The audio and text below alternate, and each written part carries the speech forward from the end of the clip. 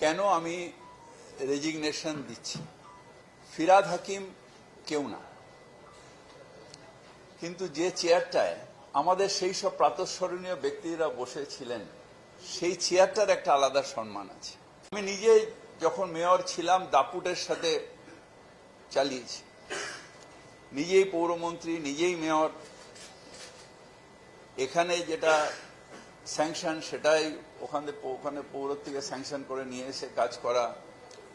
মানুষ প্রচুর যারা আসতেন, শুধু টক টু মেয়রে না, তাদের সাথে সাথে রিলিফ দেওয়া, এই কাজটা করতাম। এখন সেটা সম্ভব হচ্ছে না, তাই সেই চেয়ারটাকে আমি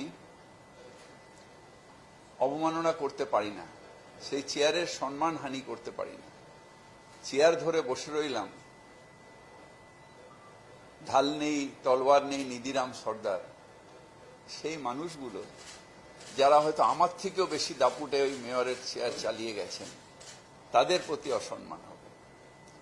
তাই আমি ঠিক করেছি যে আমি আজকে রেজিগনেশন দিচ্ছি এবং শুভেচ্ছা জানাই আগামী দিনে যারা দায়িত্ব নেবে, যারা পৌরসভা চালাবে, হয়তো আমার থেকেও ভালোভাবে চালাবে।